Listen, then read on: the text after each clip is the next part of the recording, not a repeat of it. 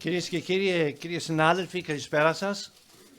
Λέγομαι Ζακ Περού, είμαι ο Διευθυντής του Καναδικού Ινστιτούτου και είναι μεγάλη μου χαρά να σας καλωσορίζω στην 2025 διάλεξη Paris Arnopoulos, ένα ετήσιο πρόγραμμα που αξιοποιεί τις κλασικές ελληνικές σπουδές για την ανάλυση σύγχρονων κοινωνικών φαινόμενων.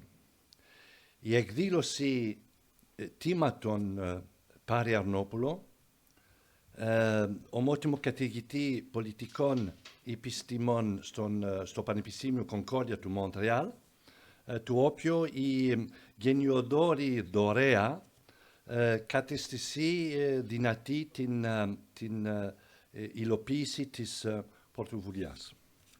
Ladies and gentlemen, good evening. Jacques Perrault, I'm the director of the Canadian Institute. We have people from the embassy. Alors, je vais quand même dire quelques mots en français. Jacques Perrault, le directeur de l'Institut canadien, c'est un grand plaisir de vous accueillir ce soir pour la version 2025 de la conférence Paris Arnopoulos. Paris Arnopoulos a enseigné à Montréal, à l'Université Concordia, pendant plusieurs années.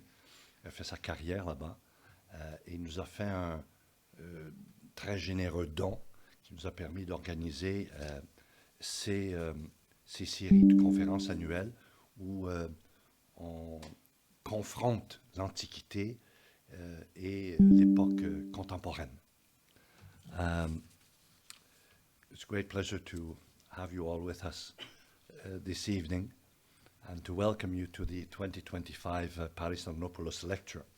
This is an event which makes use of classical Greek studies in the analysis of contemporary social phenomena and problems. The event pays tribute to Paris Arnopoulos, Emeritus Professor of Political Science at Concordia University in Montreal, Canada, whose generous donation has rendered the Romanus Endowment for this series possible. This year's event is entitled Migration, Immigration, and Refugees Through the Ages, Comparative Views on the Movements of People. Now, isn't that a nice title, eh? Oh, come on. This is very good. And we have very good speakers with us for this evening. We have invited Elizabeth Greene. Professor Greene is from the Department of Classics and Archaeology at Brock University in St. Catharines, Ontario. She's a maritime archaeologist interested in economic networks across the Mediterranean. She has directed the excavations of shipwrecks and harbor sites off the coasts of Italy and Turkey. Her recent research highlights connections between ancient seafaring and contemporary dialogues on displacement, sustainability, and the environment. Through her work as president of the Archaeological Institute of America, she is committed to the preservation of cultural heritage and on land and underwater. Her lecture this evening is entitled The Many Voices of the Mediterranean, Archaeologies of Trade, Fishing, and Displacement in Southeast Sicily. So Professor Greene will give her lecture, and she will be followed by our two Greek colleagues, Gerassimos Kakoliris and Angeliki Dimitriadi. Gerassimos Kakoliris is Associate Professor of Philosophy in the Department of Philosophy at the National and Kapodistrian University of Athens. He has published two monographs, Derrida's Deconstructive Trouble Reading, The Case of Rousseau, and Jacques Derrida on Aporias of Hospitality. He is editor of the collective volume Jacques Derrida's Political and Ethical Thought, and of a special issue of the Greek journal Eneken, dedicated to hospitality. and he will be speaking to us about hospitality from antiquity to the present. And we will also have the pleasure to have with us this evening Angeliki Dimitriadi, who holds a PhD from Democritus University of Thrace, where her research focused on transit migration from Afghanistan, Pakistan, and Bangladesh. She has an MA in War Studies from King's College London and a Bachelor of Science in International Relations and History from the London School of Economics. Dr. Dimitriadi is a political scientist specializing in irregular migration, asylum, and the dynamics between migratory movements and policies of deterrence and protection. She will be speaking to us this evening about hospitality and securitization in the European Union's migration policy. So you see, antiquity will meet again with present-day problems. And these three talks will be followed by a panel discussion on this evening's topics, and we hope to have you all participate with us in this. So let us start now with Professor Greene.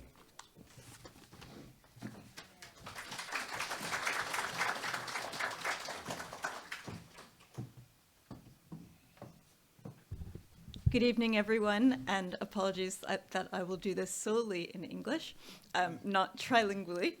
Thank you, Jacques, for the kind and trilingual introduction, and to the Canadian Institute in Greece for inviting me to deliver the Arnopoulos Lecture.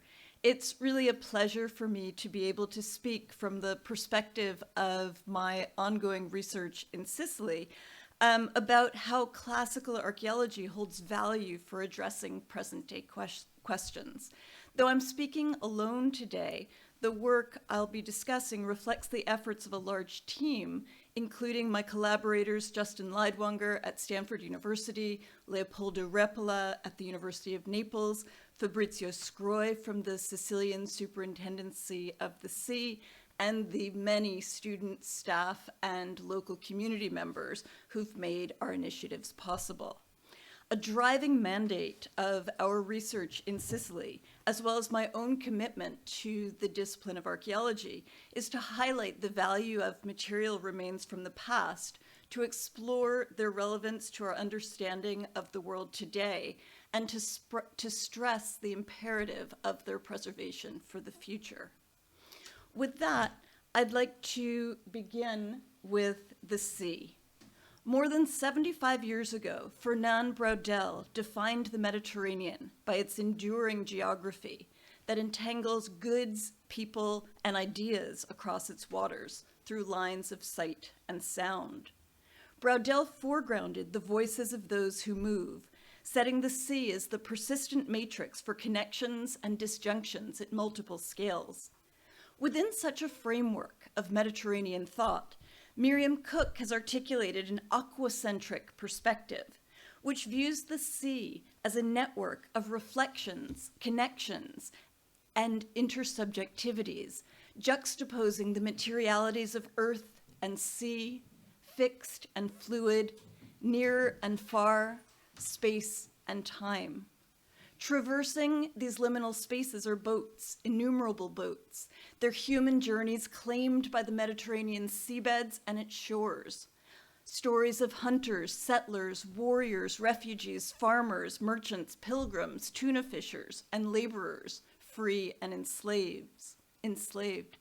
The boat provides a floating space where communities are forged and dissolved at sea, as those on land look out across the horizon to determine how and where this alternative space intersects with their own. Some of these paths are preserved archaeologically, on land and underwater. Others survive through mythic tales, historic documents, traditions, and memory. Some boats capture moments of conflict and competition. Others speak to dialogue and cooperation. Boats have carried people making journeys to locales visible in the next bay or far across the horizon, setting out by choice or under duress in variable winds and weather. some anticipating hefty profit, others expecting never to return. These boats mark more than single journeys. They attest to the different and intertwined mobilities that reshape these waters, even as common routes remain. Long-distance trading vessels are repurposed as coastal barges, warships can be made to carry captives, and fishing boats soon traffic in goods and people. As archaeologists, we frequently set these multivalent and entangled connectivities in historical past, yet their fluid movements and material markers remain the present. The sea is celebrated as a connective force, but it's also made to divide and exclude, reflecting barriers built through colonialism and the privileging of certain paths over others. In the Mediterranean, a long-standing interest in the Greco-Roman over any other past. But as Lakshmi Ramgopal has recently reminded, in the discrepant mobilities of the modern Mediterranean, we can discern the cosmopolitanism that we impose on the Roman Sea. Sicily lies in the middle of this Middle Sea, as Cyprian Broodbank has aptly translated the Mediterranean, a nexus of connections and an intermediary zone for ideas, peoples, and histories entangled in a net cast over millennia. The southeast corner of this island provides not only a vantage point for historic, maritime, economic, and other interactions between south and north, west and east, but also a rich history of lives on and along these central Mediterranean waters. It offers a framework for understanding the entanglement of past and present movements, and for making visible the many diverse but related stories of connections and disconnections. In my talk this evening, I want to address 3 examples of connections across the central Mediterranean, where I've worked for the past decade, in and around the town of Marzamemi at the southeast tip of Sicily. The town is perhaps best known to Canadians for Operation Husky and the landing of Canadian troops on Sicilian shores in July of 1943. But these boats and the mobilities that they represent highlight some of our approaches to archaeological work in which we've tried to bring together multiple people and multiple voices from past and present on sea and shore. First is the excavation of the late antique church wreck, famed since the 1960s for its spectacular cargo of architectural marble and the narrative of an imperial heavy freighter. Here, I'll call attention to the hodgepodge crew and their past and future journeys, reflected in some of the more mundane components of this assemblage, other than the marble capitals and columns. Next, I discuss the physical and intangible heritage of the matanza, the communal net fishing tradition of the central and western Mediterranean, as seen through its historic boats, built structures, and the archives and stories of its last practitioners.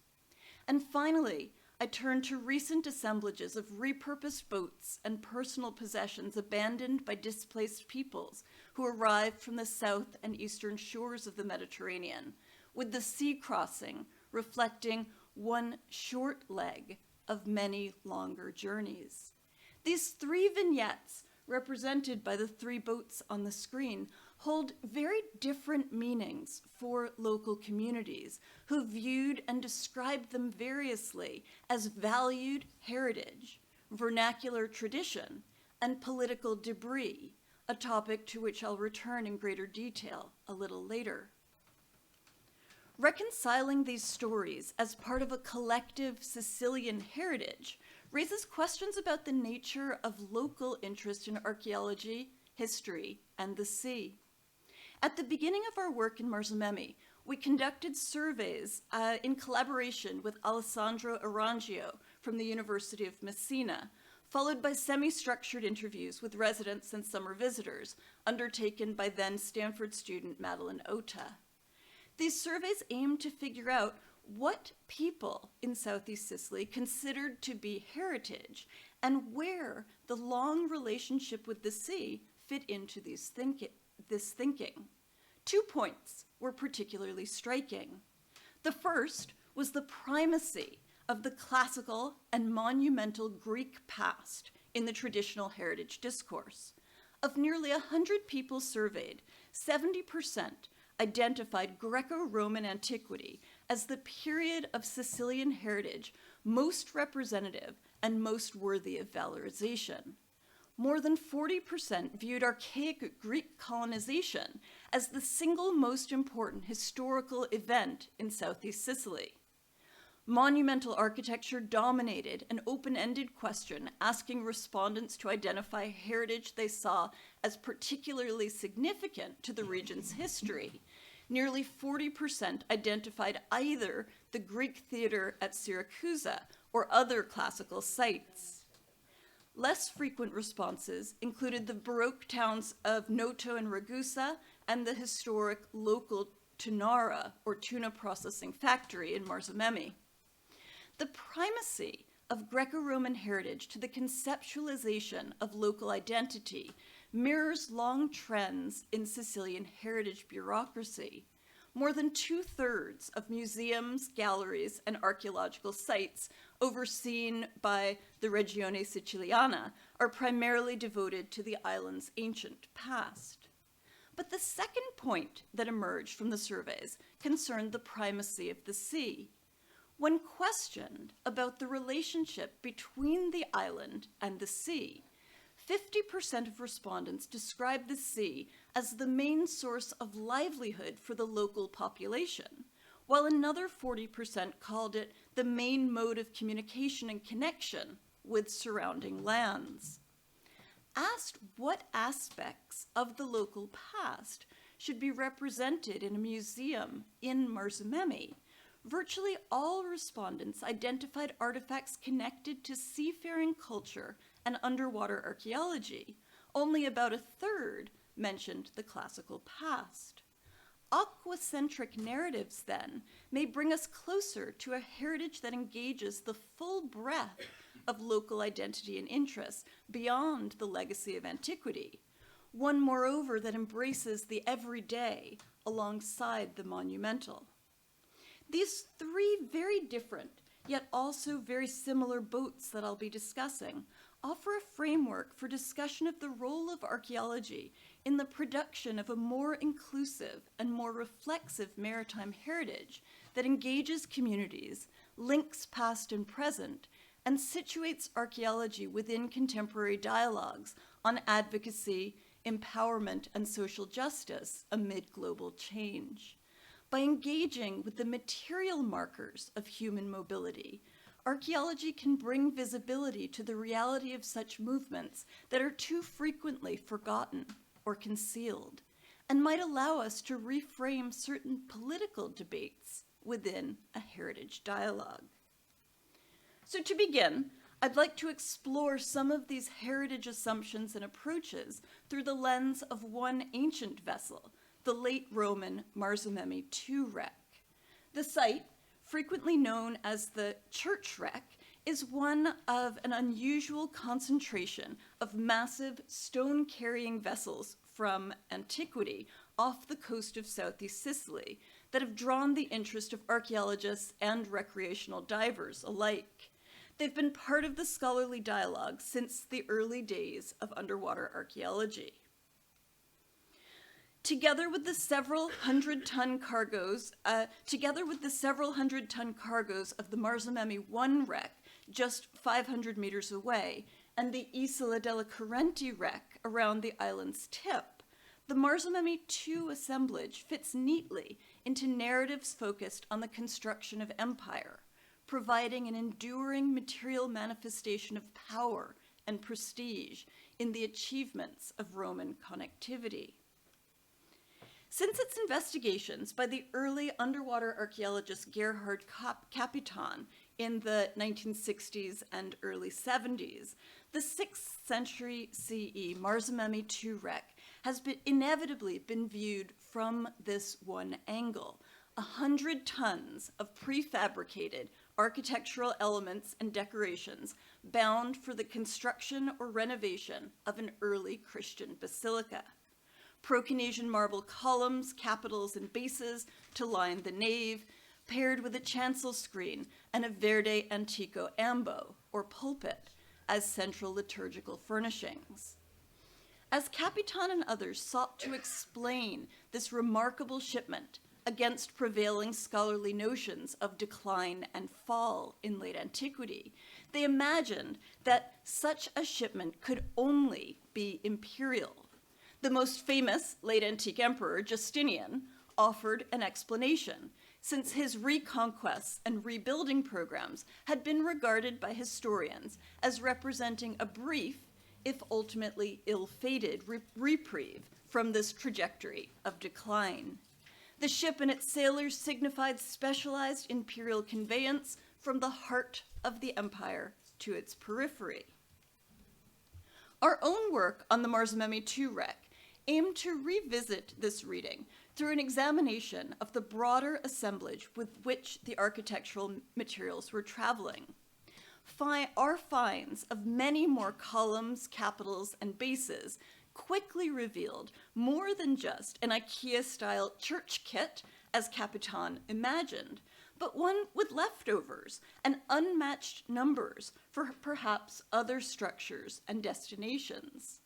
Shared iconography and carving techniques across different furnishings suggest that despite the use of multiple types of marble, from quarries spanning from Thessaly across the Aegean to Proconnesus, the work was completed in one centralized location on the Sea of Marmara.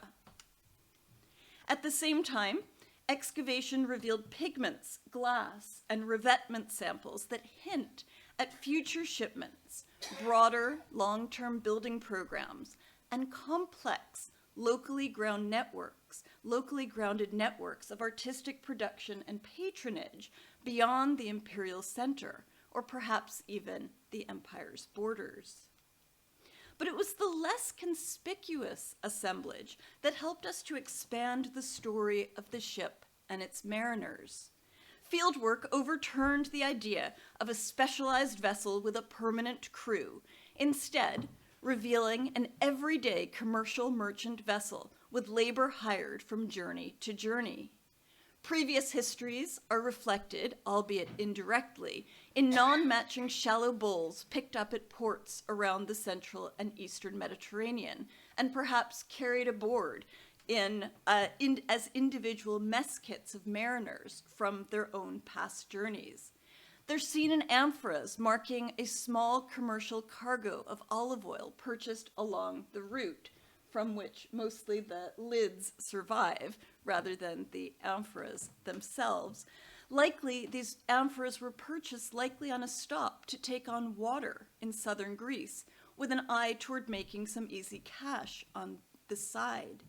And these stories are visible in the patched and reinforced wooden hull that was clearly nearing the end of its work life when this particularly tricky and heavy marble load was brought on board.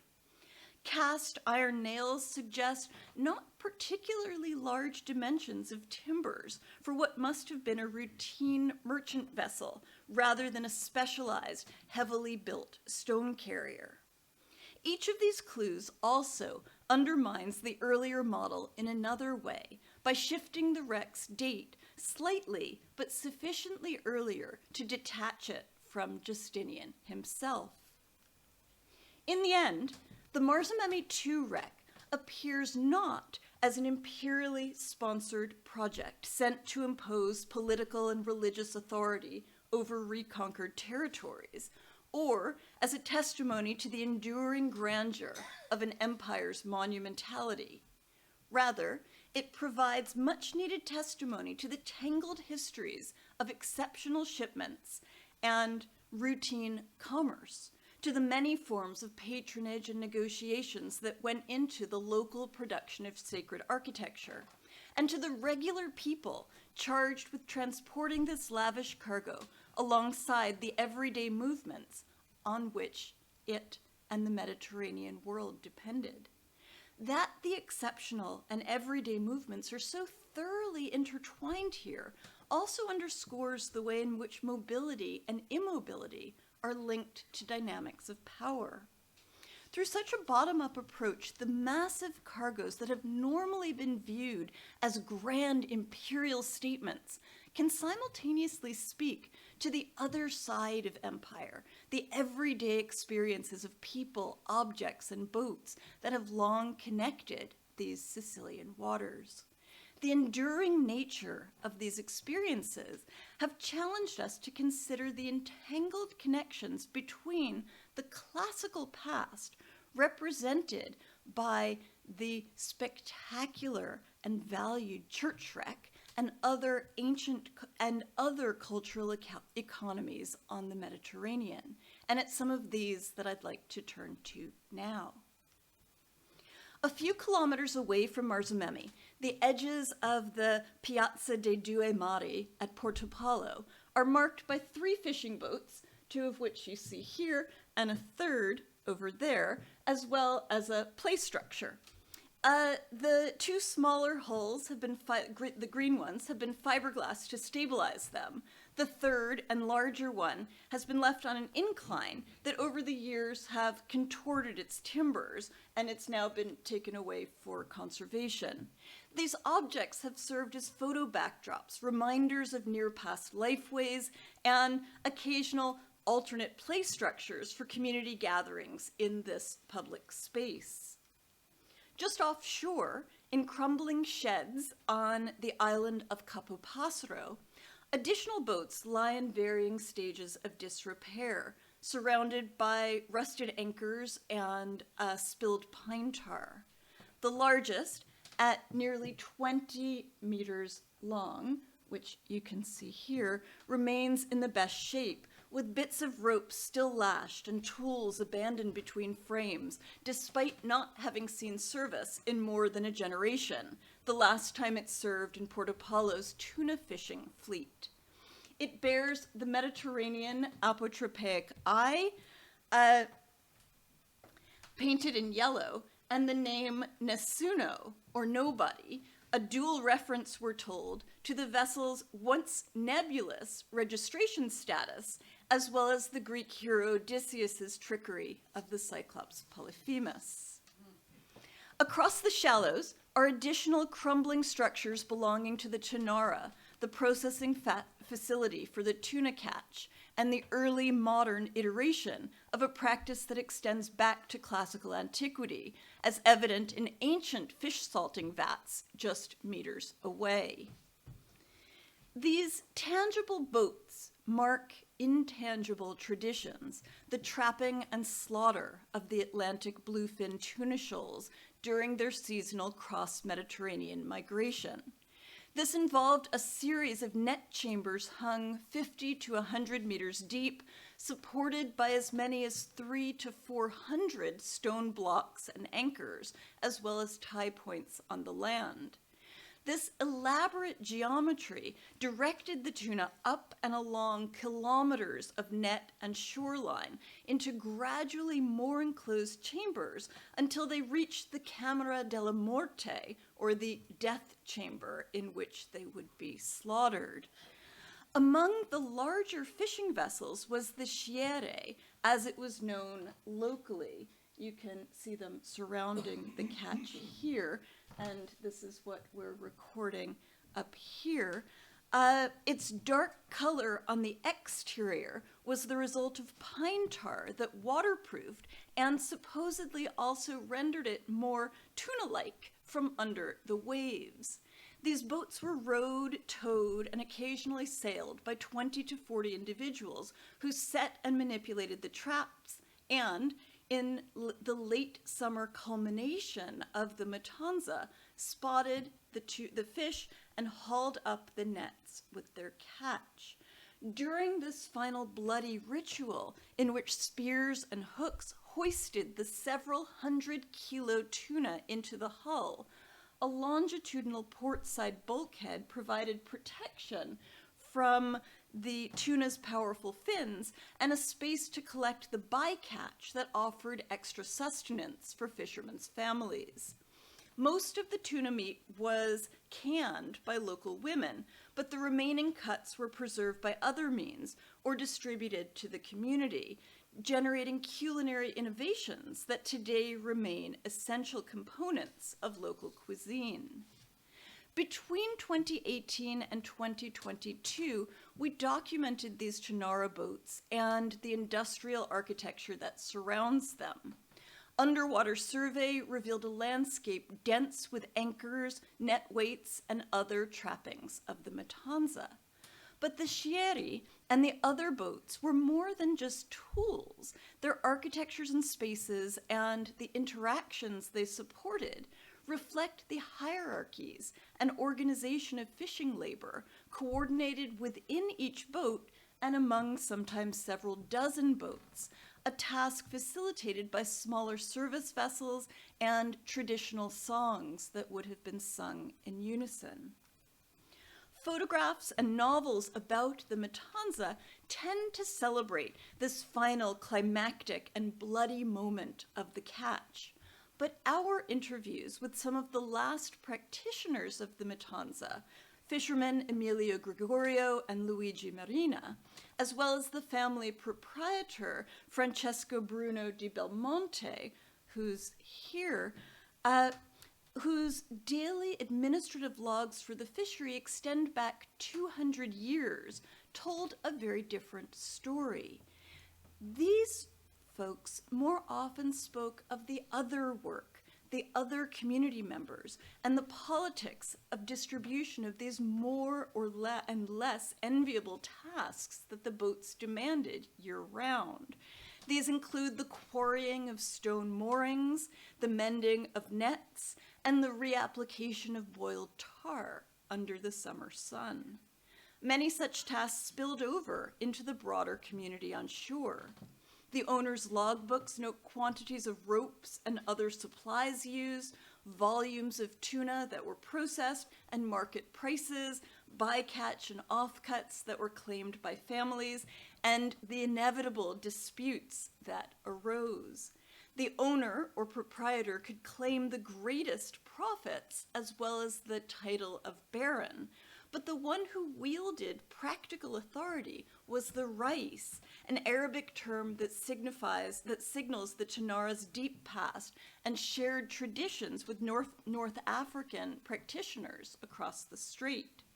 Both Barone, the baron, and the rais made sure to tell us that the other still owed him lira from decades past. So what has become of this deeply embedded tradition?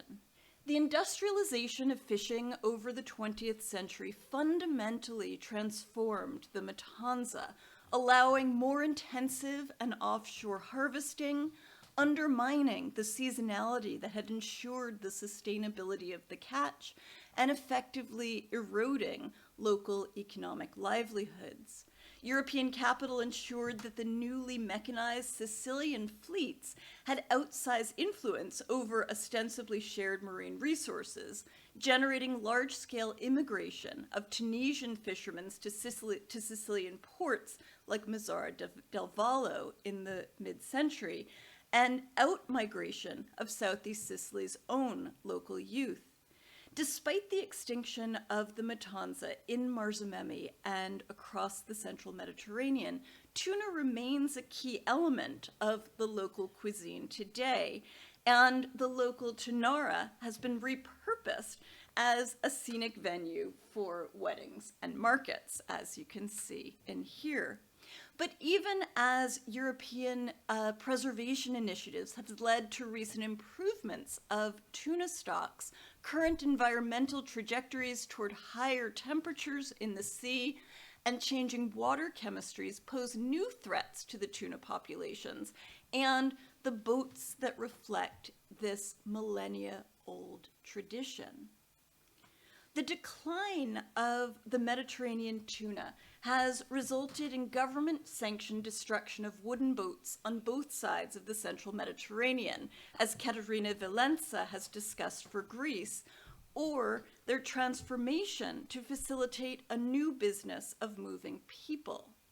Former fishing boats now carry those seeking refuge from war, political strife, environmental degradation, and other humanitarian threats. Those who still fish are caught between shifting regimes of borderization and the age-old imperative to lend aid at sea. Naor Ben Yehoyada wonders who gets to determine the arbiters of correct hospitality or rescue, as tuna fishermen literally become fishers of men, in the words of the Gospel of Matthew, quoted by the Bishop of Mazzara del Vallo during a 2009 Mass on the deck of an Italian Coast Guard ship, in which he celebrated the frequent rescue of displaced peoples by the town's fishermen. Since 2013, our fieldwork in Southeast Sicily has also included archaeological documentation of the boats that arrived to this corner of Sicily in more recent days. Their abandoned hulls mark official interceptions and unrecorded landings, and tacitly bear witness to many other vessels that did not survive. We've observed their movements from shore to port to impoundment areas, subject to burning, occasional public curation, and the inevitable court-ordered destruction. The local Guardia di Finanza, or Coast Guard, gave permission for our work on vessels that were sequestered as evidence in trafficking cases. In Sicily, these boats are not viewed as an archaeological subject, and so though we receive archaeological permits to work on ancient boats, we receive permission from the military police for these contemporary boats. We recognize the inherent ethical contradiction in being granted access to material by the same bureaucracies implicated in its production, even as our work draws strongly on an archaeology of care. In stark contrast to the shipwreck and Nessuno, as they are commonly called, the names and registration numbers of these repurposed vessels have been erased, if they had them at all, replaced by red numbers spray painted by Italian authorities. For a 13-meter wooden boat, now labeled 179, which we recorded in 2019, public reports provide granular data, recording the arrival from Misrata, Libya, to Pozzallo, of 264 people, mostly from Eritrea. Our fieldwork involved traditional archaeological documentation of the object assemblage and 3D scanning of the boat, with its main deck and wheelhouse, a plywood-covered area above the cabin, and a hold underneath. Its size places it somewhere toward the larger end of small-scale fishing vessels in the central Mediterranean, and it would normally have been occupied by a full crew of 5 to 8 people. Certain modifications suggest the boat's conversion from fishing to the movement of people. Stray hooks and rope fragments were all that remained of the vessel's original livelihood. Battered cookware, lentils, spices, and pasta found in a storage area behind the wheelhouse recall those early communal meals by fishermen who spent occasional nights at sea. But now, packaged croissant wrappers, orange-capped water bottles, and juice boxes signal convenience foods in insufficient quantities for those on board that final voyage. A metal frame above the stern, right here, once supported a shade for fishermen. In the boat's new incarnation, multiple looped bits of assorted green ropes attached to the bars provided hand grips for those who stood on the crowded deck. Below deck, the frames were filled with cement at the bow and stern, perhaps a recent addition that was designed to lower the center of gravity given greater than normal weight above of people on the deck. Limber holes were stuffed with socks to keep water from spilling over the deck, and 7 life jackets, surely left over from the ship's original fishing days, were reused here as pillows and padding. Nearly 1,200 objects, clothing and bedding, food and drink, medical and hygiene supplies, speak to an uneven mix of gender, age, and origin. Their distributions hint at inequalities and ad hoc communities and onboard routines, including among those who were clearly unaccustomed to life at sea. Spaces between frames on the stern deck seem to have been repurposed as storage cubbies for individual or family possessions stored in faded plastic bags.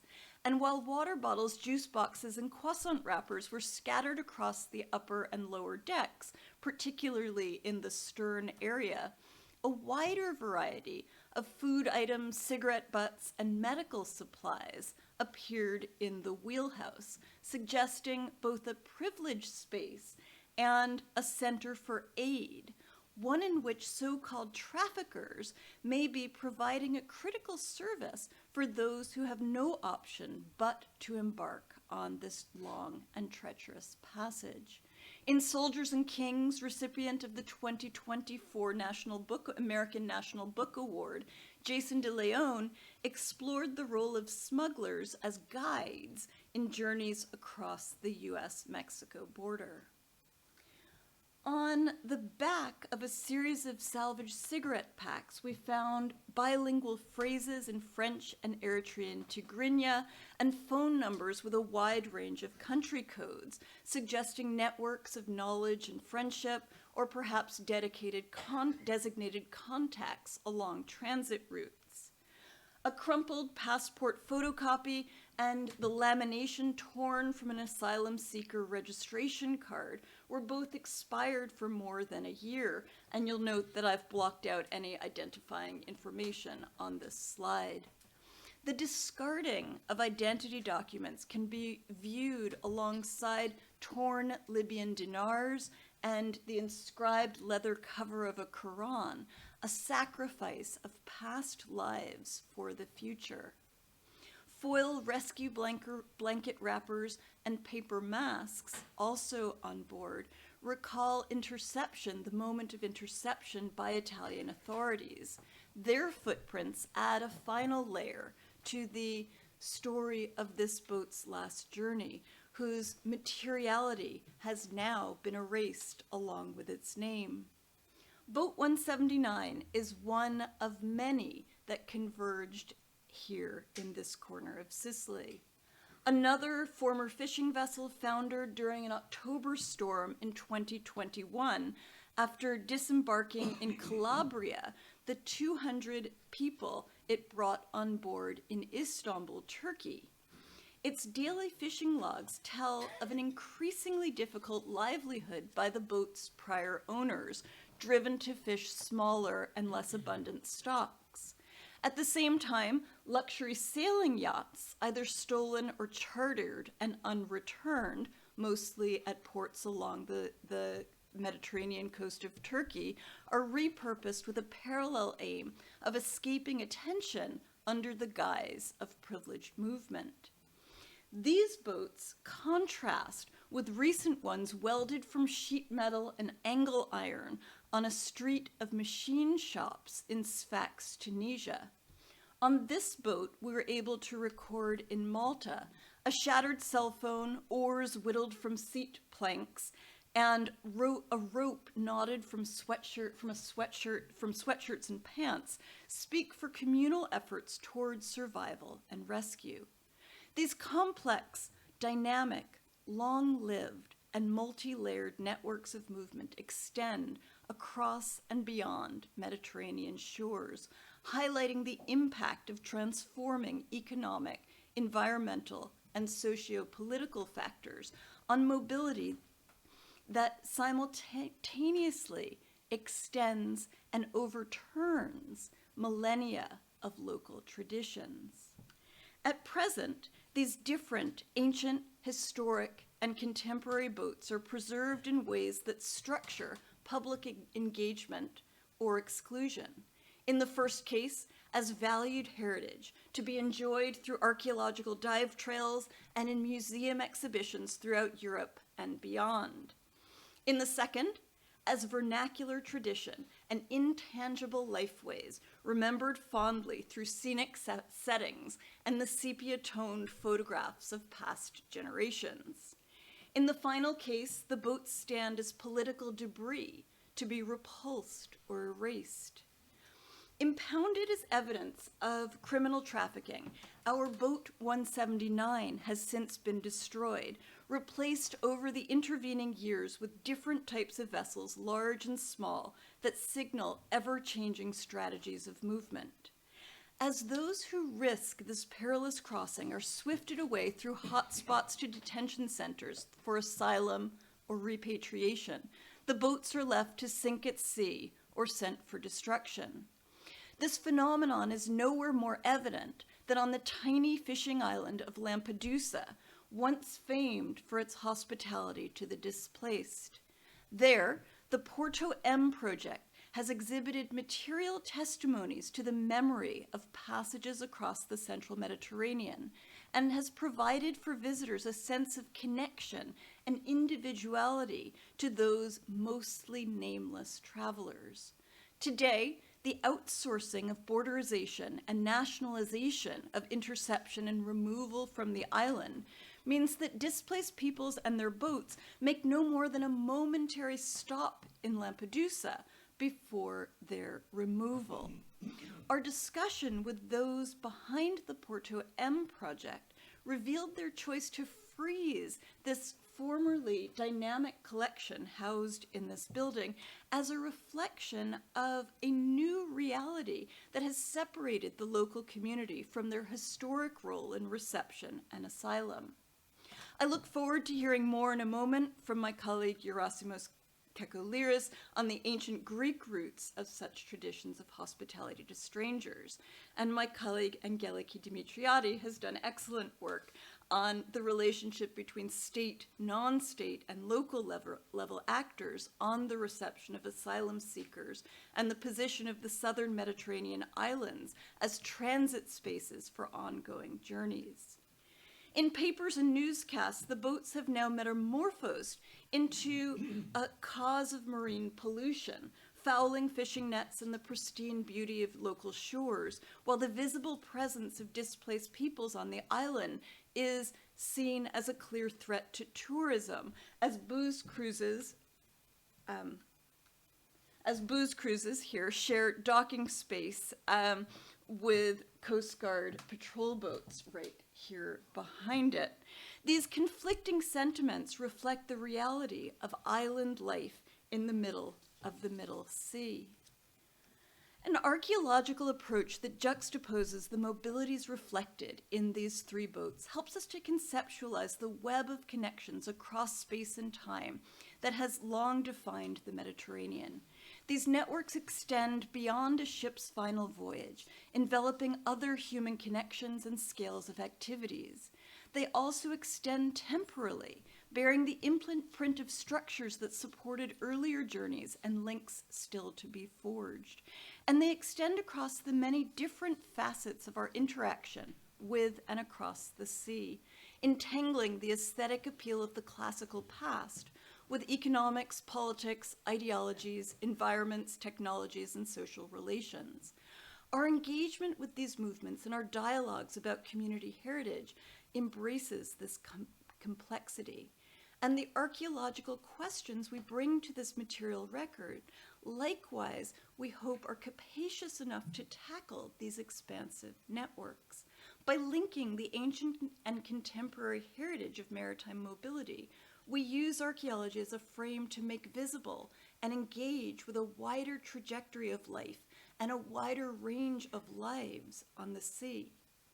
In this heritage work, we see ourselves as engaged with what Laura Jane Smith has described as a set of practices tied up with the activities of remembering and commemoration that use the past to help make sense of the present. Our work reframes archaeological practices around the island's multifaceted and ongoing relationship with the sea that local Sicilians themselves evoke, as evident from our early survey. Through such an approach, we can frame the ancient Mediterranean Sea as a vast network of intersections and interconnections. We can situate the boats that cross it as a mirror for entanglements between ancient histories and contemporary communities. And we can bring the past to bear on critical issues from migration to environmental challenges. The maritime view lets archaeology do heritage work that grounds, challenges, expands, and empowers thinking about local, Sicilian, and Mediterranean pasts and presents. In conclusion, I'd like to zoom out once again to the Mediterranean and the connectivity with which I began. More than 75 years ago, Braudel remarked that the Mediterranean speaks with many voices, but he also warned against allowing only certain voices to be heard. Examining differential mobilities and the politics surrounding them allows us to add texture to an ancient sea viewed as flat, singular, and infinitely connected at times, and to add diverse human experiences to a space often abstracted into an economic conduit or a frame for cultural nostalgia. Juxtaposing connection and fragmentation across space and time may bring us to a more nuanced view of past movement on the Mediterranean, but it also underscores the imperative to consider archaeologists' connection to narratives that foreground movement, trade, cultural interaction, and cosmopolitanism, while insufficiently engaging with the politics, ancient and modern, that transform this same sea into a barrier. Through active efforts to showcase its polyphony, the sea offers a powerful tool for heritage making. Archaeology provides a resource not only to learn about the ancient sea, but also through which to promote public dialogue and understanding about the many entangled mobilities that continue to remake the Middle Sea. Thank you, and thank you to the many organizations and individuals who've made this work possible. I look forward to my colleagues and to answering questions.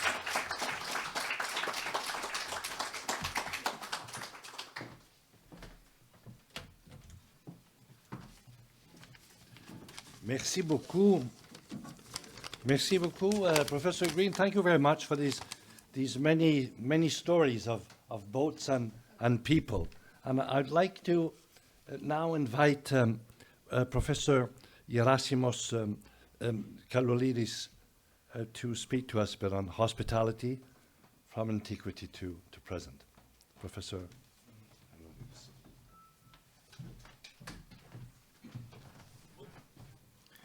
Thank you. First of all, Professor Leroux, for improving my surname from Kakoliris to Kakoliris, which is from bad to good. Thank you very much. and of course, thanks to Professor Greene for this wonderful talk and bringing us memories, recent memories of beaches from Greek islands,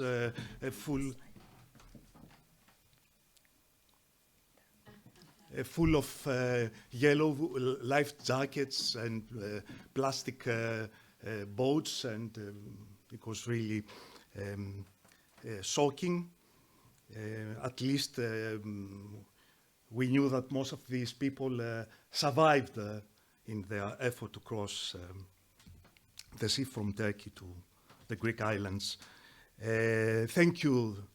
I would like to thank the Institute for the invitation, and particularly Ms. Delibasis for her kindness.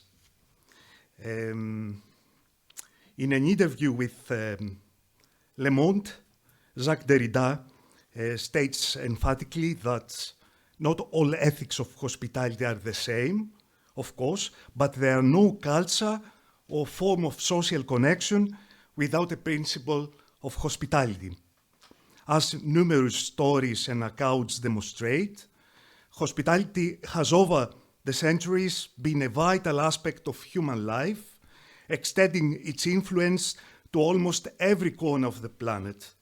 Its absence is often seen as the loss of a virtue, not necessarily only human, that can turn us into inhuman monsters. Different societies have developed distinct codes of hospitality expressed through embodied practices and symbolic gestures.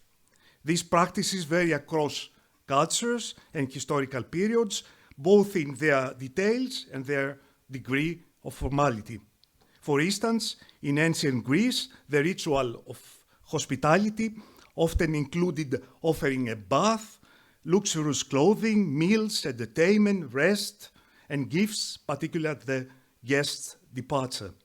Furthermore, these codes frequently outline specific rights and obligations for both host and guest, intended to prevent acts of violence that could arise between two unfamiliar parties. In this codex, hospitality functions as an economy that governs the exchange of giving and receiving, whether guided by principles of reciprocity or marked by acts requiring no expectation or reciprocation. Hospitality, however, is not simply about a host's adherence to prescribed duties in a perfunctory manner.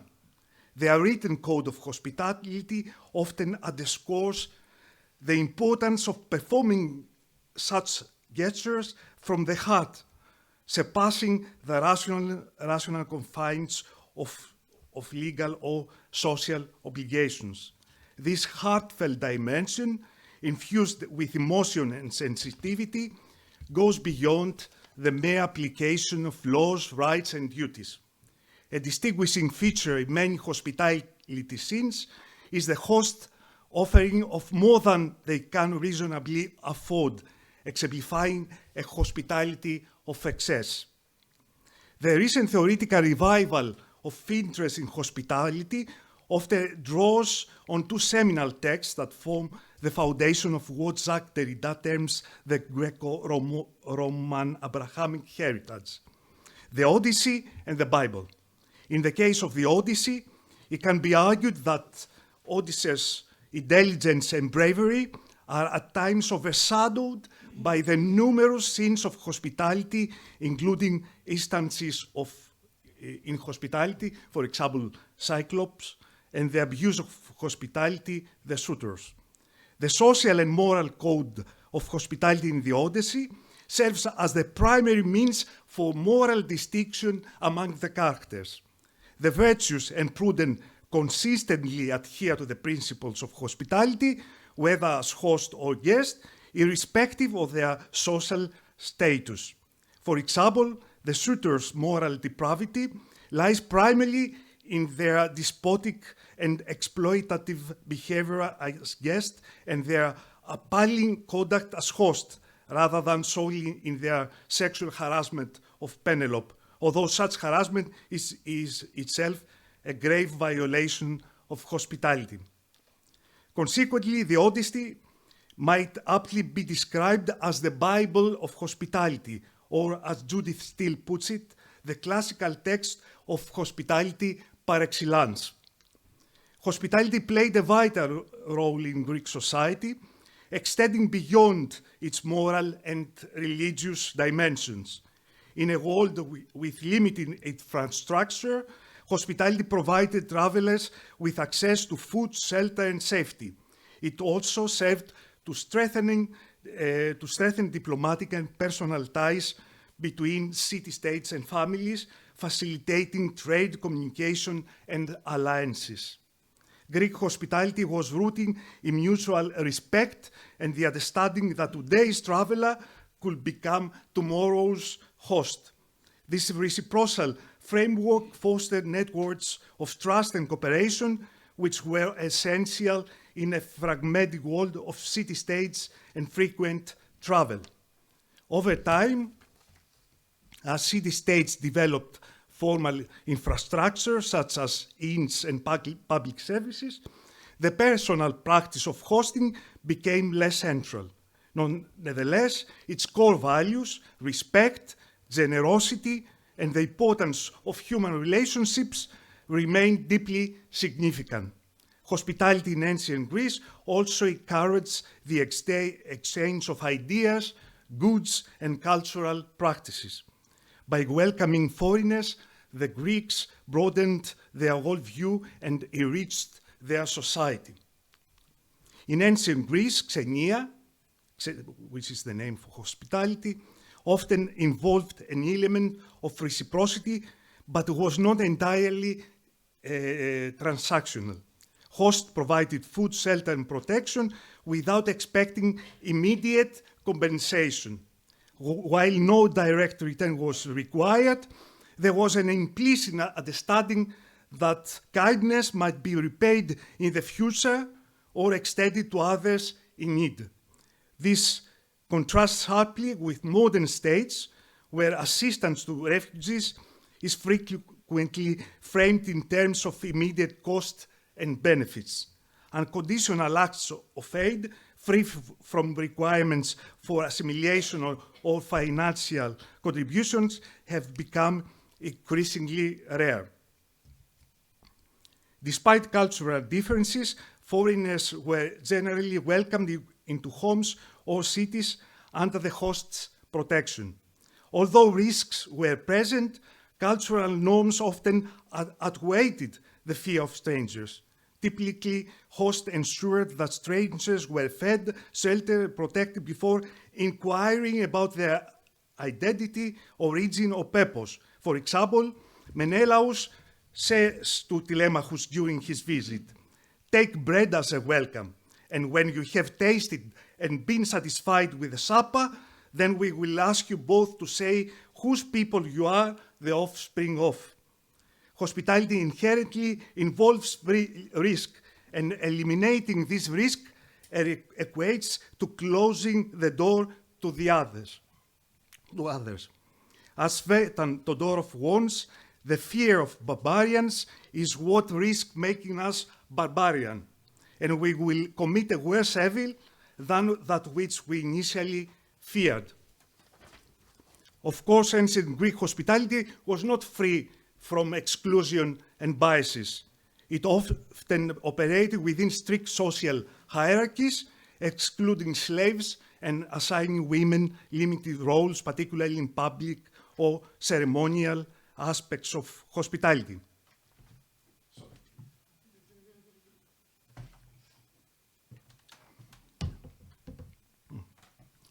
The recent resurgence of interest in hospitality is related to the efforts made by individuals and collectives worldwide to reverse the violent policies of many sovereign nation states to restrict and deter the arrival of people in great need, mainly refugees and immigrants, on their soil.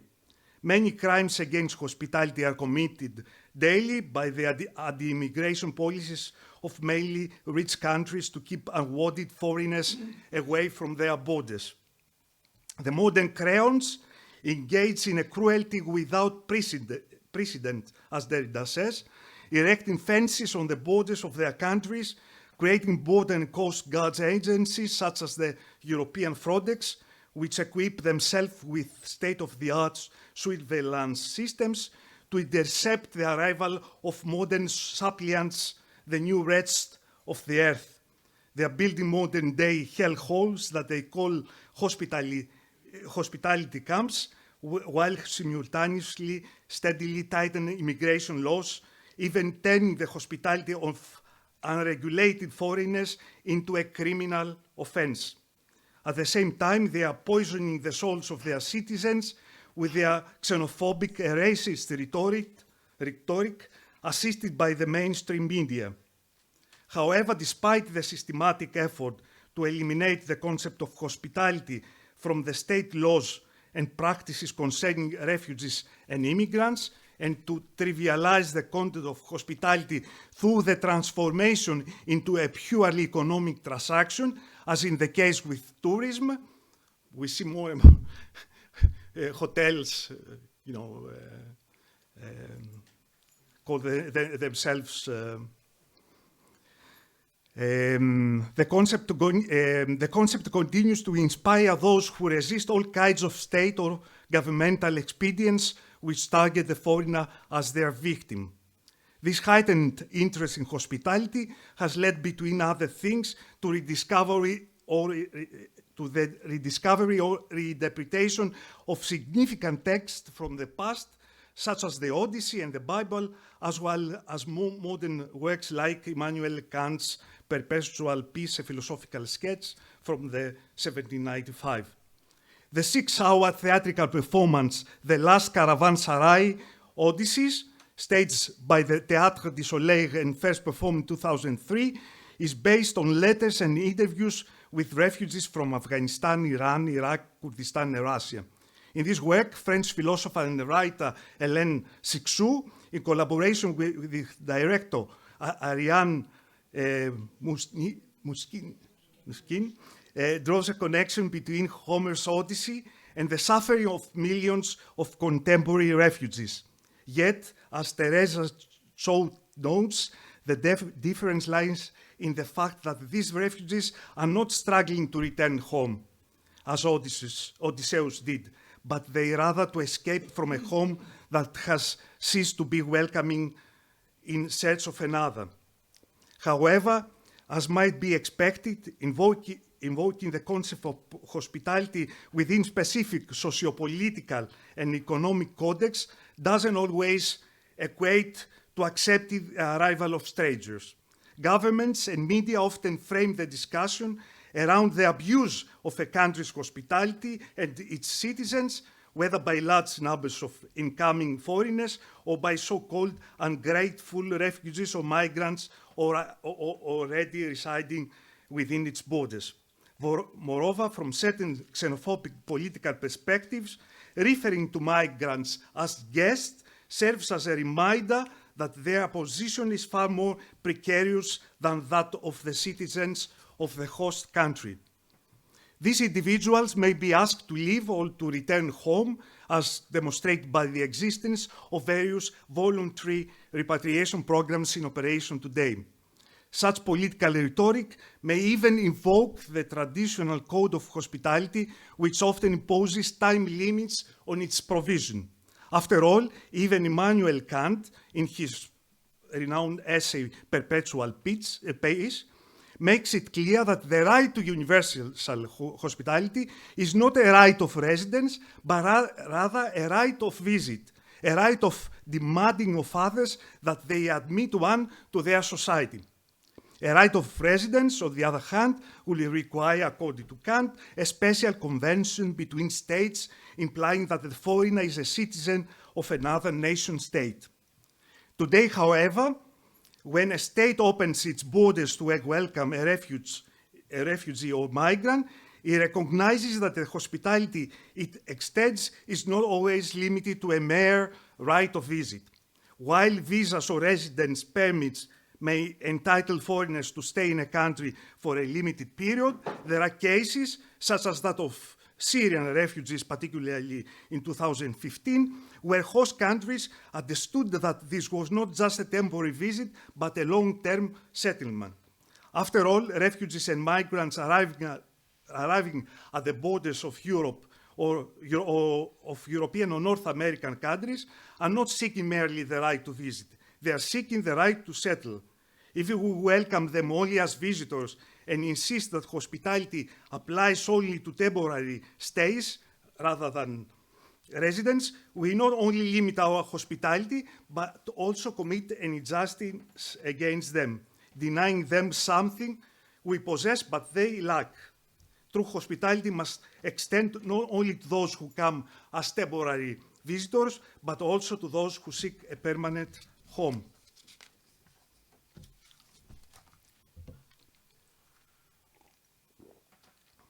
According to Jacques Derrida, hospitality is characterized by a paradoxical trait. In order to offer hospitality, someone must be master in their house. That is, be able to exercise sovereignty over the space and the goods they offer or make available to the other as a stranger. The possession or ownership of a space, whether a house or a country, is a fundamental prerequisite for hospitality. Hosting assumes the existence of a host endowed with the power to extend hospitality. However, while possession enables hospitality, it also limits or distorts it. Each time one says come, it enforces the host authority over the guest, an authority derived from the control of ownership of the space into which the guest is invited. As a result, hospitality is inherently rooted in an asymmetrical and unequal relationship between host and guest. The host is the master of the space, while the guest enters it only the capacity of an outsider. By being the owner and wanting to remain the master of their house, that is of all that is theirs and that allows them to host, but also to control their hospitality, the host limits or even contradicts the hospitality they offer. Thus, in every act of hospitality, there is always a certain hostility. That is, hospitality always carries its opposite, so that it represents a certain hospitality, as Derrida notes, which is also reflected in its etymology. The word hospitality derives from the Latin hospes, composed of the word hostis, which originally meant stranger, and later acquired the meaning of the enemy or hostile stranger, hostilis, and the word pets, potis, potes, potentia, that is, having power. Consequently, exclusion, injustice, a certain violence, and especially a certain perjury against hospitality itself begins immediately from the threshold of the right to hospitality. At this point, however, I would like to raise the question of whether sovereignty is always an unavoidable element of hospitality. In other words, can the invitation of hospitality come only be extended by the one who claims sovereignty over the place of welcome? For example, was the hospitality offered to persecuted or exiled writers by the cities of refuge established by the International Parliament of Writers, of which Derrida was vice president, based on some form of sovereignty? On the contrary, the hospitality emerged precisely as an act of resistance against the state's prohibition of hospitality, which was justified on the grounds of its sovereignty. But neither the members or the supporters of the occupation of the Hotel City Plaza in Athens, in Greece, which housed more than 2,500 refugees during the 36 months of its occupation, had sovereignty over this specific space. Instead, they appropriated the specific space and detached it from the classical forms of sovereignty in order to offer hospitality. It is clear from the previous example, then, that the condition for offering hospitality is sometimes the act of challenging sovereignty rather than sovereignty itself. In conclusion, I would like to highlight the following. Hospitality, whether opening the door of our home or the borders of our country to others, is not merely a virtue, but an acknowledgement of the responsibility that arises from our fundamental interdependence. No living thing is self-sufficient or self-sustaining. We all depend on others for our survival and well-being. As Judith Butler points out, we are interdependent beings whose pleasure and suffering depends from the start on a sustained social world, a sustaining environment.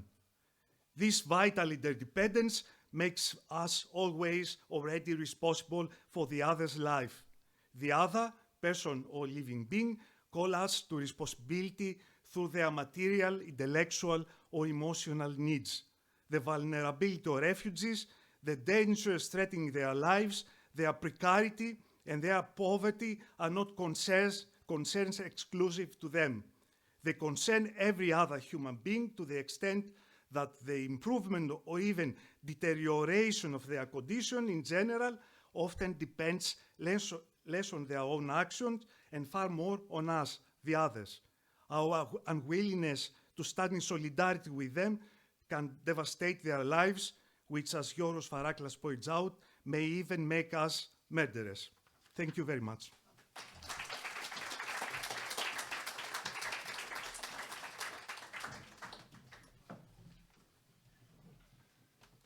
Thank you, Mr. Kakoliris. My mind. Όχι, αφού είστε πολύ καλός. It's my mind just, yes.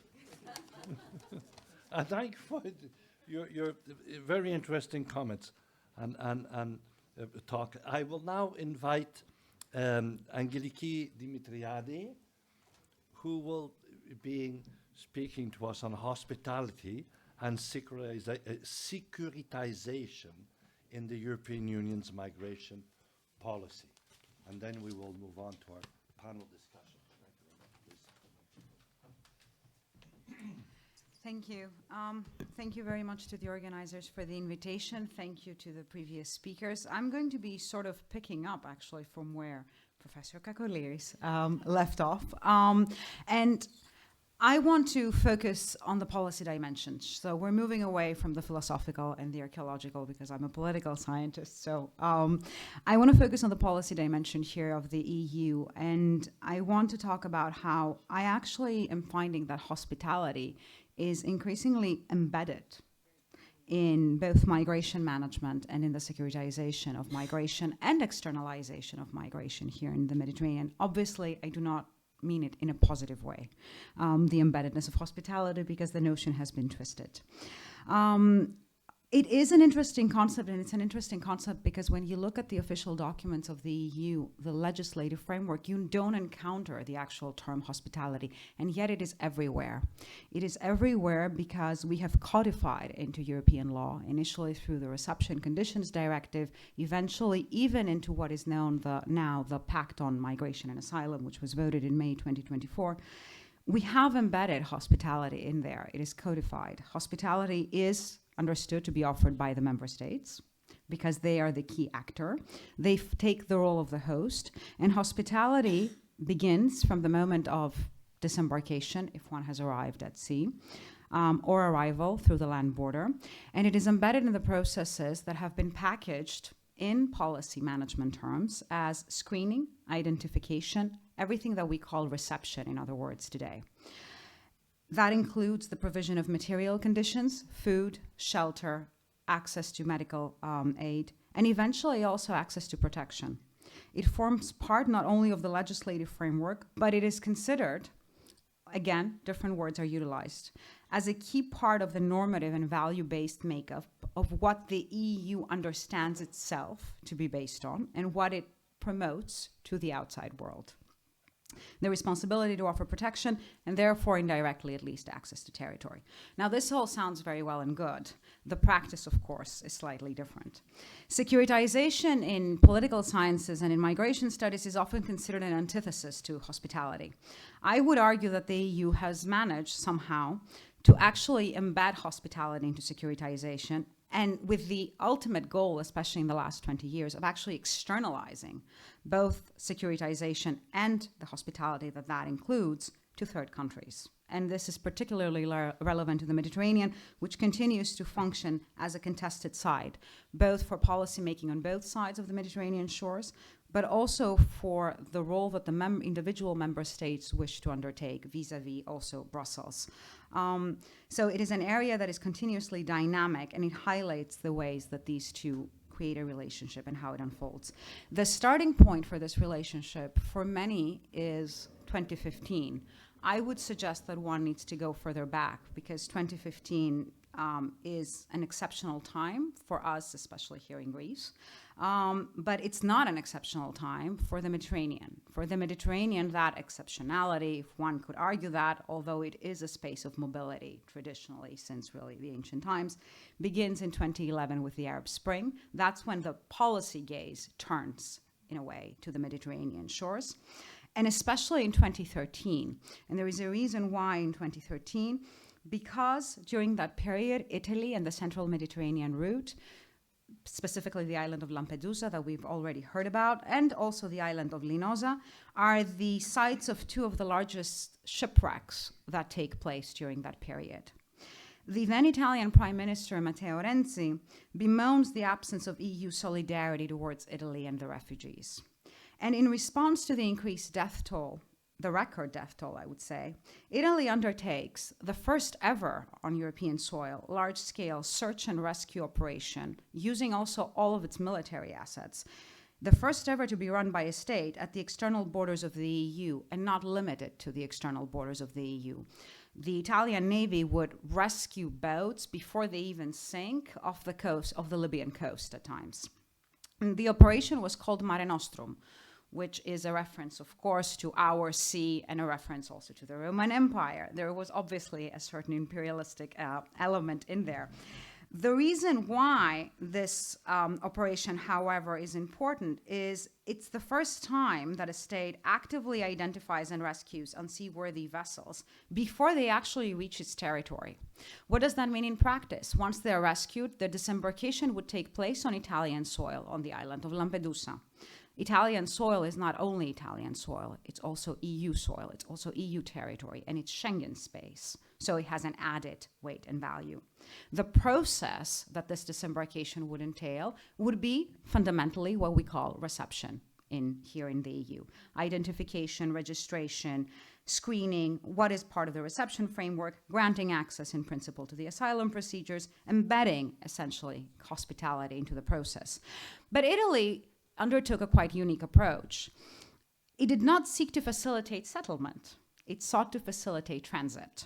In other words, it created an indirect burden or solidarity sharing with the rest of the EU member states. It extended hospitality, but it was temporary, and it was conditional on the knowledge that most were not seeking to remain in Italy, and those who did wish to remain in Italy could be kindly encouraged to move forward to the rest of the EU member states.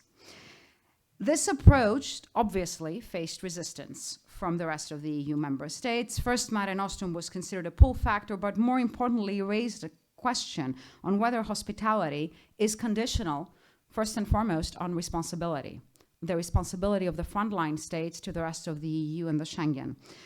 It is an existential question that to this day the EU has not managed to address. Italy is not unique to this approach, but it's the first to sort of pilot it successfully. Most of the frontline states, whether it's Spain or Greece, more recently Malta or Cyprus, have traditionally sought to evade EU rules in an effort to balance their role as external guardians to the gate with their responsibility, their normative responsibilities, especially as regards asylum. And it is a balance that they have not been very successful at maintaining. Containment has also always been a part of EU policy. And while hospitality is enshrined in the EU legal framework, its application is shaped by political decisions that effectively seek to regulate and limit migrant arrivals. So if 2011 starts a process where hospitality is temporary and conditional on onward movement, in 2015 we see it actively being embedded in securitization processes. The refugee crisis of 2015 is largely responsible for formalizing this relationship. The Greek government at the time framed its response as an act of hospitality. It invoked the ancient traditions. It said the Greeks have been traditionally a hospitable people, and they are hospitable, but at the same time, because they are hospitable, they will allow and facilitate the onward movement of people to the rest of the Schengen area. Similar to the Italian strategy, Greece framed hospitality through transitory movement. And there were political elements to that strategy that had actually nothing to do with migration, because we are in the middle also of the financial crisis at that point. But it was also indicative of how frontline states began to understand hospitality as temporary, conditional on not having the migrants remaining, and offered only to those few who are welcomed and potentially able to remain. But that relationship acquires an added dimension with the EU-Turkey statement of 2016. The EU-Turkey statement shifts this frame with securitizations taking center stage and hospitality incorporated in it in a very twisted, in my opinion, approach. The EU-Turkey statement prioritizes deterrence, but it combined also containment with reception in the hotspots that you've already heard about. Hospitality became even more conditional. It was now grounded on nationality and vulnerability, because we need to remember that those who fell outside the scope of vulnerability criteria and those who fell outside the scope of specific nationality criteria, in principle, were deemed eligible to be returned to Turkey. The fact that this did not happen doesn't actually have anything to do with the EU rules. It has to do with the fact that Turkey was unwilling to cooperate. And yet, within this containment structure, we still have screening, identification, and access to asylum taking place. So in prison-like or camp-like spaces, whatever one wants to refer to them, we are also presented with this logic of hospitality and the argument that people are still allowed to remain in dignity and in hospitable conditions while their application is processed or rejected. Temporality is still built into this logic. And the EU continues to be unwilling to undertake the responsibility of care, essentially, for a significant portion of the population by designating countries as safe third countries, including Turkey, to facilitate the application of the statement. And yet, despite all this, the end result shows that people still move, because migration is part of the human experience, and it's part of human progress. And this is where the third pillar of EU policy comes in. And the third pillar, which becomes very explicit post-2016, is externalization. And this is where we see securitization and hospitality come together with the purpose of actually externalizing both to third countries. Externalization, in very simple terms, refers to the process of taking border control policies and processes outside of the EU territory. We've had this in the past at a bilateral level. Italy has attempted to do this. Spain, actually quite successfully, with Morocco, Senegal, and Mauritania. But it's the first time with the EU-Turkey statement of 2016 that the EU strikes a transactional arrangement with a third country, and will then move on over the next few years to do similar deals with Tunisia, Egypt, and Libya. What's interesting about these deals is not just their transactional character. What's interesting about these agreements is that hospitality is implicit. The third countries are not expected to simply pull back migrants. They're not asked to simply prevent onward movement. They're actually expected to transform themselves into hospitable places for asylum applicants to remain instead of actually reaching EU territory and seek protection here. These agreements seek policy alignment and normative alignment with the EU. They have been entirely unsuccessful, but that's beyond the point. Instead, they tend to create asymmetric burdens on these countries. But through these deals, through this externalization process, we're seeing that the Mediterranean is reconstructed from a space of mobility to a space of containment. The securitization of the Mediterranean has not only altered migration routes, but also is gradually redefining the nature of hospitality, at least how it is understood by the other shore, the other side of the Mediterranean. The EU's externalization strategy has created buffer zones where third countries are expected to replicate EU-style migration management policies without necessarily having the institutional resources, the financial resources, or the relevant cultural understanding that the EU expects them to have. It has led to an emergence of small gated community-like spaces where movement is restricted rather than facilitated, and yet where movement is expected to be received in a hospitable manner. Moreover, externalization has disrupted traditional notions of hospitality that we actually had in North Africa and the Middle East. Historically, countries in this region have hosted in the past refugee populations based on cultural and religious traditions, often without formalized legal protections. They haven't been necessarily signatories to the 1951 Convention, and yet they have frameworks that allow for protection and allowed for hospitality. The EU's insistence on imposing its migration governance model weakened these customs, replacing them with a transactional approach that ended up prioritizing containment over care. As a result, today, the third countries in the Mediterranean, especially North Africa, increasingly view EU migration policies as mechanisms that allow Europe to evade its own obligations while shifting their responsibility to them. They see it as a new type of colonial project, and they are responding accordingly to it. Ultimately, the EU's migration management strategy reinforces asymmetrical responsibilities rather than fostering genuine cooperation.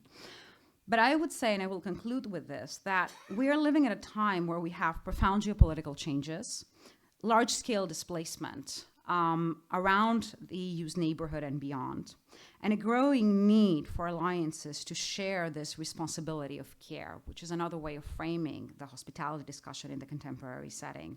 Norms and values are actually needed perhaps more than ever before. And this is the biggest challenge that the EU has in front of it at the moment. And this is also the biggest challenge for the frontline states, who by virtue of their geography are asked to strike a balance between the needs of the Schengen area and the needs of the region. The EU needs alliances and partners, but it also needs to acknowledge that the externalization of securitization with hospitality embedded in it has not yielded positive results. Thank you.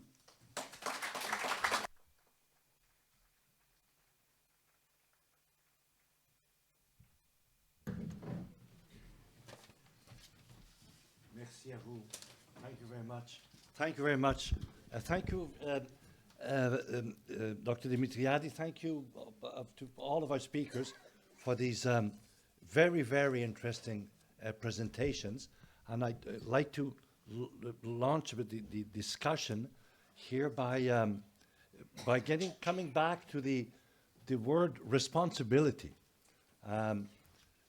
Responsibility regarding hospitality, but also responsibility regarding communities, and this was shown also in Professor Greene talk on these villages, on the responsibilities of those who build these boats, on the use of these boats, on their responsibility towards the communities for feeding them, etc., through time, and today we live in a very different world, and there's this kind of twisted view of responsibility, one which is political, but there is still the individual view of hospitality, and I often like to see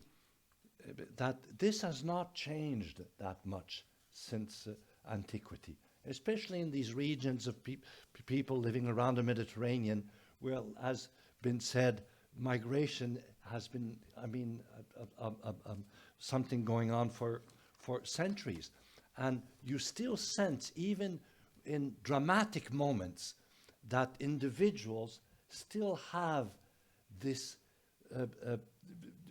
this view of their responsibility towards these people that move around for various reasons in the Mediterranean. I'd like to have you just reflect on this a bit, and then I'll move the questions to the audience.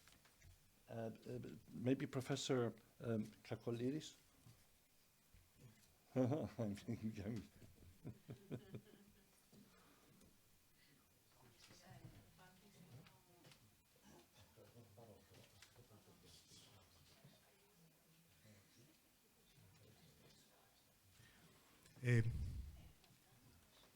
Yes, all right.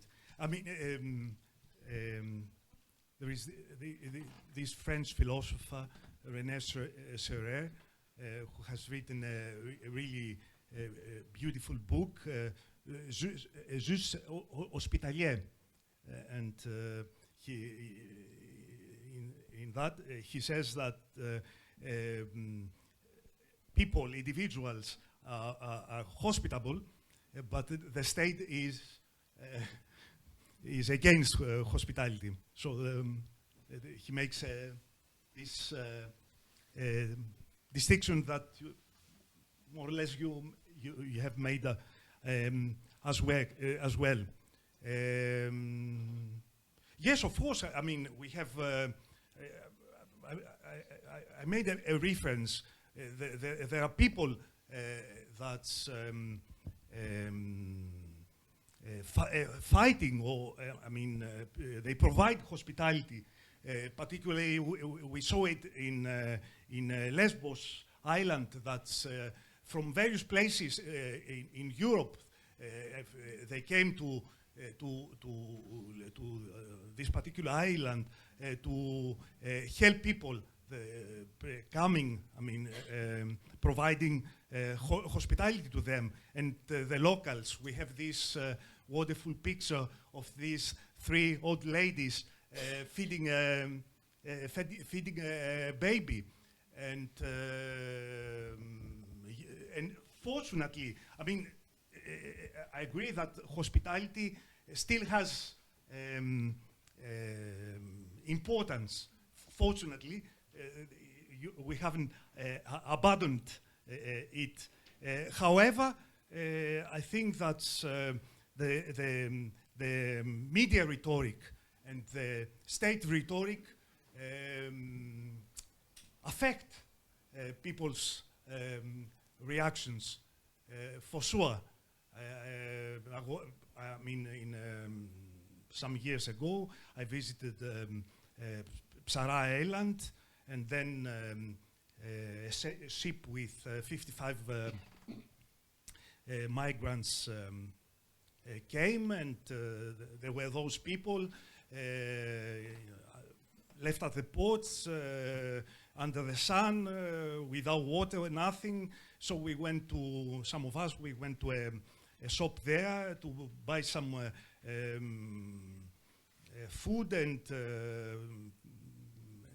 particularly for the small children. And there was an old guy there who was saying that, we can afford, our country can afford more refugees, more migrants.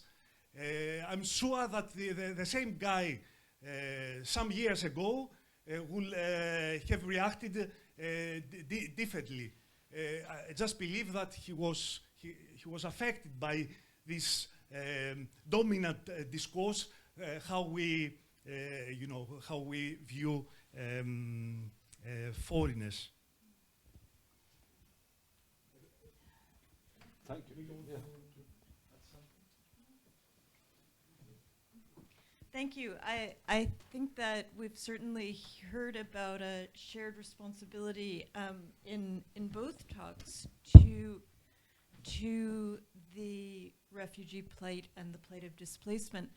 I think that one of the ways that we can strive to change some of that media narrative of waves of people coming is through the work that we've been doing to think about an ongoing heritage. So by linking to narratives of hospitality, and when I think of stories of hospitality, we have the stories of Odysseus that you mentioned, where the Phaeacians actually want him to stay in Sharia, not just go home with stuff. We have stories, Greek colonization tales of Greeks leaving Greece because of drought and strife and being received hospitably in North Africa and founding colonies there. So there are stories of movement in multiple directions that we see from antiquity, and thinking through these long-term connections, I think, helps us to think of the sea as a space for movement historically. So what we've seen in some of our research is the ways that these tiny boats, those angle iron and sheet metal boats, we recorded one that had just washed up on shore that day. I had just given a talk on the topic, and someone who had gone to my lecture sent me a text message and said, I just heard your lecture, and I just saw this boat come, I'll take you to it. And to see the boats like those that overturn all historical processes of sailing in the right season, this was late October, sailing in the right season, sailing on a seaworthy boat, sailing with knowledge of the seas, all of these traditions of the Mediterranean are overturned because of that need to leave. And it makes you realize the changing history of the sea, which has historically changed, and I think as a result, the changing mechanisms that we need to think through and shared responsibilities to grapple with them.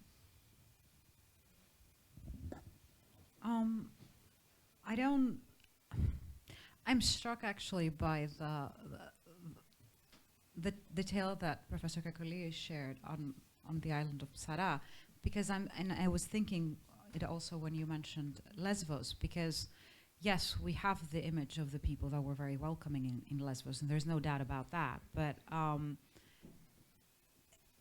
about 6 months into it, maybe 8, a lot of these same people, and I don't mean it as a criticism because none of us know how they would react under the same circumstances, were the ones who said enough is enough. And I think that's where the responsibility comes in.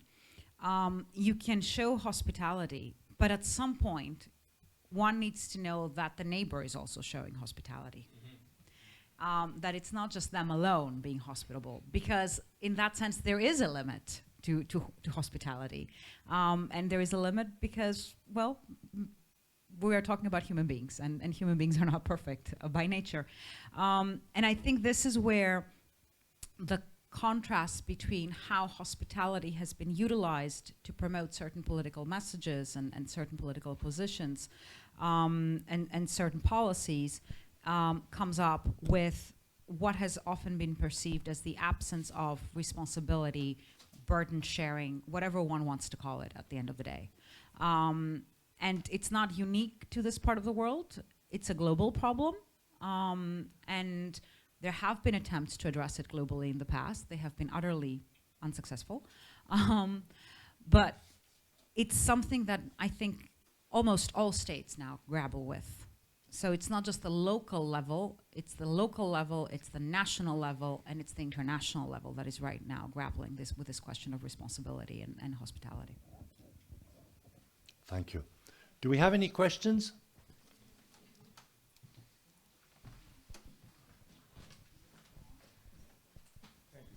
Thank you very much, all of you, for a great presentation. I have a question concerning ethics. I presume that in the ancient times, hospitality was governed by what Zeus wanted. In other words, it was a god's wish about our behavior. And people being devout went and did what Zeus expected them to do. Then gradually, with the advent of Christianity, ethical issues developed governing hospitality.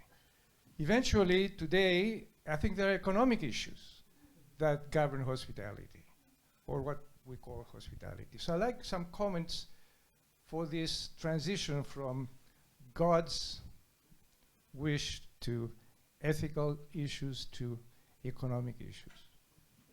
Can we see a transition, in other words, a progress? Thank you.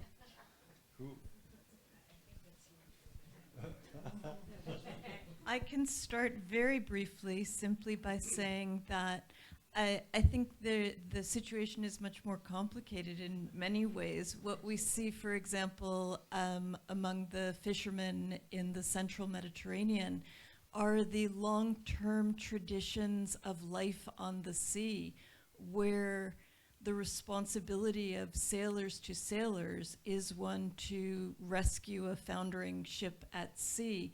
And this has caused in Italian waters very deep conflicts between the moral imperative of being a sailor and border policies and national policies that would make that same act of rescue implicate a fisherman, for example, in a possible case of trafficking.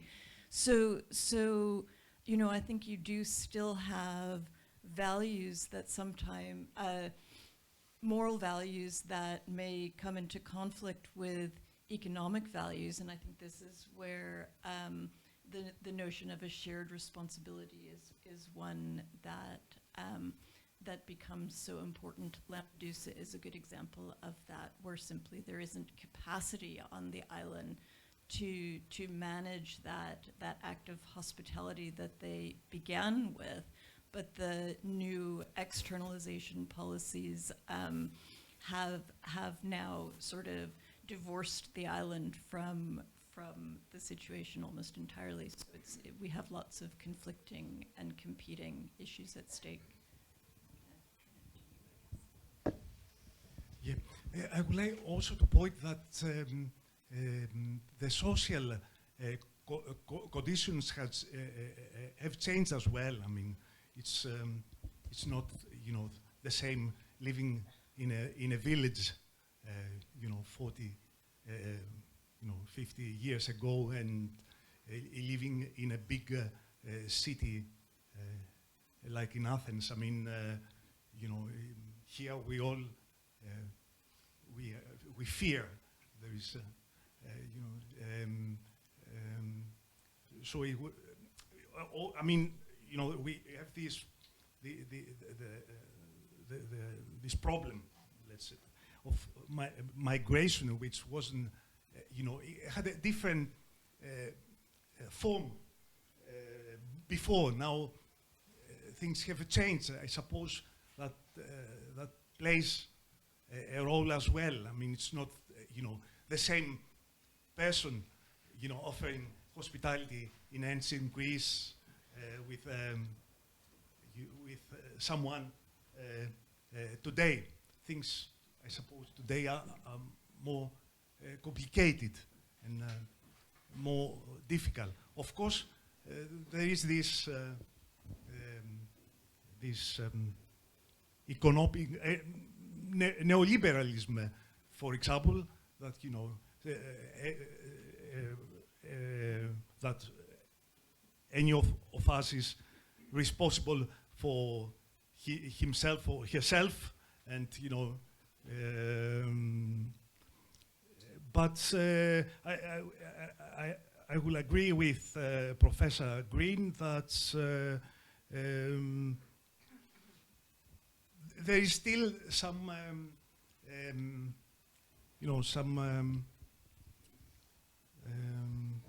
forces that different forces that fighting with one another. Thank you. I would say that you do have a very clear economic aspect as regards hospitality these days and responsibility, at least as you see this very clearly in the transactional aspects of the external dimension. And you see this also spilling over into how third countries approach. That's why I said that we have an erosion also of their own cultural norms and potentially religious practices in some cases.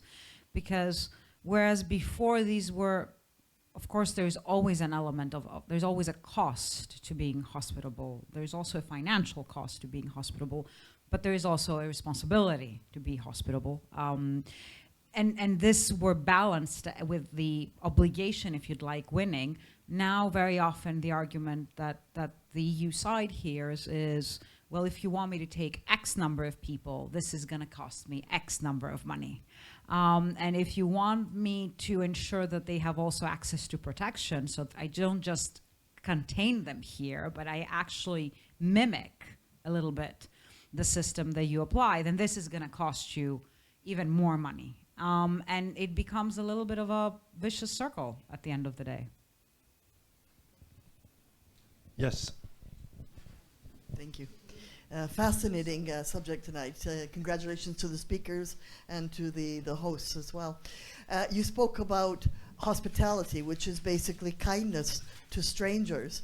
And the nations of the world have a legal as well as ethical responsibility to host and extend hospitality to refugees of the world. But countries such as Greece that are transit countries also see economic immigrants who are desperate as well.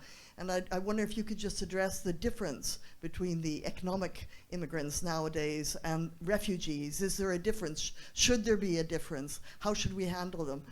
In a practical sense, how should they be handled at the borders? Thank you.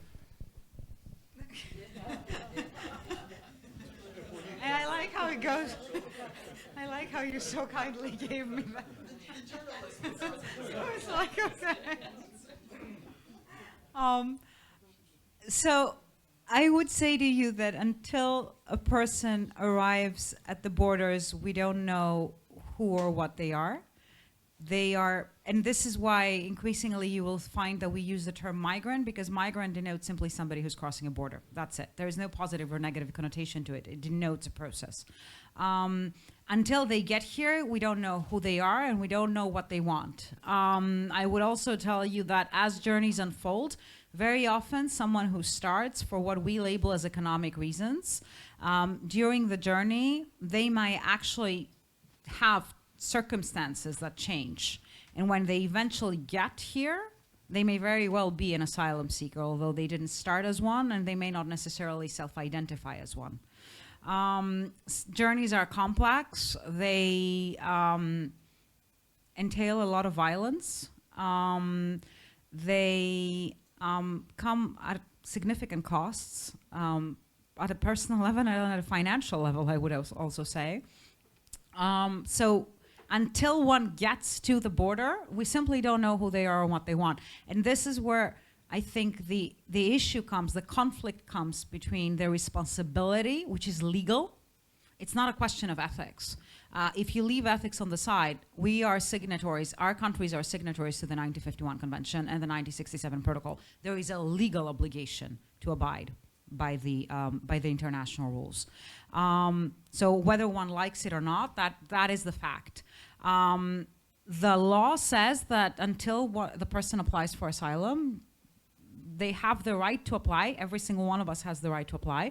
In other words, we need to treat everyone fairly in the same manner, right?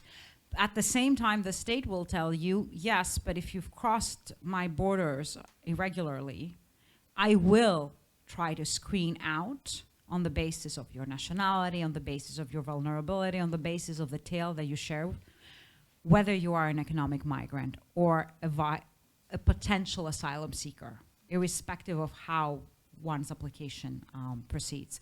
So states are biased in a way. They build the bias in there. That doesn't mean that everyone should stay. It doesn't mean that everyone should stay. In an ideal world, they should, but we don't live in an ideal world. But it also means that there is a responsibility to process everyone's claim equally and treat them fairly until a decision is made all the way till the end. Thank you. I'll take maybe one more question, and then I'll invite you all to join us for the reception, and we can discuss with our guest around a glass of wine. Thank you. Thanks. Thanks for these fascinating talks. It's more a comment and less a question. I was happy to hear the correlation between hospitality and securitization, but I have the idea that for Europe, it was more about securitization. We all know very well that most resources were allocated to restrictive policies, to create buffer zones, and this explains for me the change of the attitude of the people in the islands. We can see that the hospitality was transformed in a few years. It was transformed into hostility. But this was part of European policy. And therefore, the other thing that we forget when we speak about refugees and migrants is why they come here and what's the responsibility of Europe and of the United States that people from Afghanistan, from Iraq, from Syria coming to Europe. We all know why these people are coming, and this is something that we forget.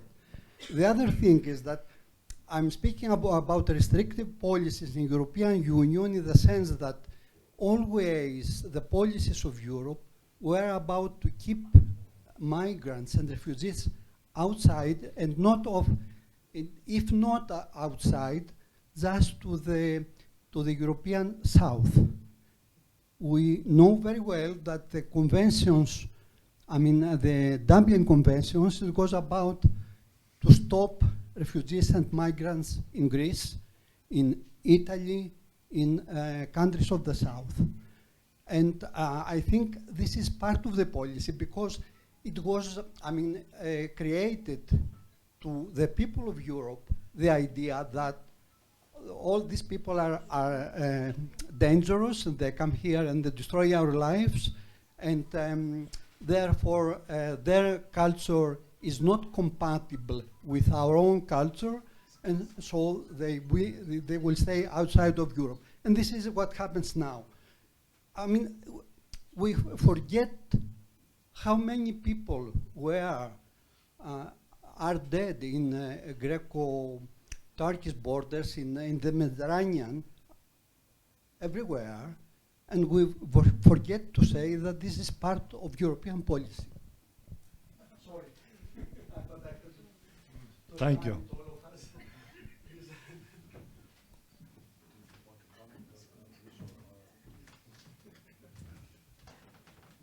I don't even know if this works. Just for 1 minute. I don't think anyone forgets. And if they do, that's a problem, and I agree with you. But when I said that hospitality is embedded in securitization, I don't mean that it makes securitization benign under any circumstances. But we also need to remember that Europe portrays itself as a soft power. And it has always promoted itself, both to its citizens and to the third countries, which are the target audience of externalization, as a benign power that is based on norms and values, including hospitality. And that's the model that we're trying to export. Unsuccessfully, it's problematic, with you all the way, but that's the model that Brussels right now is trying to export, and the various member states. I'm done. Thank you very much. Thank you all. Before inviting you for a glass of wine, I'd like to thank the two colleagues who helped in organizing this evening with me. Zoe Diribasis, I don't know where Zoe's left. She's Zoe takes care of many of our cultural activities here, and she shows a great deal of responsibility to make sure that everything goes well, and hospitality. And the assistant director also, Jonathan Tomlinson, makes sure that everybody is happy to come and visit us. So I thank both of them for helping us out here. And once again, to our guest speakers for this evening, it was really a very interesting lecture and talks. And thank you all for being with us. And now let us move to the other room. Thank you very much.